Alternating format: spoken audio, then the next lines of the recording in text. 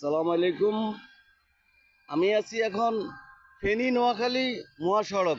এদিকে হচ্ছে চৌমোহনী, আর এদিকে গেলে হচ্ছে যে ফেনী। তো এই যে মহাসড়ক হাইওয়ে রোড, এই রোডটায় এই গর্তটা আজকে বেশ কয়েকদিন থেকে দেখতেছি, প্রায় আজকে 2 সপ্তাহের উপরে দেখতেছি।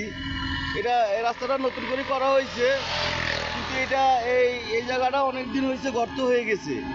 এখন এখানে এমনভাবে গর্ত হয়েছে, কিছু ইট দিয়ে রিপেয়ার করার চেষ্টা করছে, কিন্তু হচ্ছে না। এটা ক্রমশই বাড়তেছে।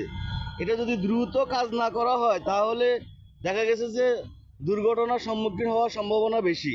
বিশেষ করে রাত্রেবেলা যারা গাড়ি চালায় হয়তো বা না দেখি উঠে দিতে পারে, তারপরেও কিছু নিরাপত্তা দেওয়া হয়েছে, যার কারণে এখনো পর্যন্ত কোনো দুর্ঘটনার সম্মুখীন হয় নাই।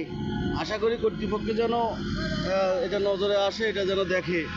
এই এটা সুরুজ মিয়ার ফুল থেকে সম্ভবত আধা কিলো হবে না, আর একটু কম হবে। ওই যে সামনে সুরুজ মিয়ার ফুল, এর পূর্বে আসলে এই গর্তটা পড়ে। আশা করি কর্তৃপক্ষের নজরে আসবে, যেন এই কাজটা দ্রুত সারে, এটাই দাবি আমাদের।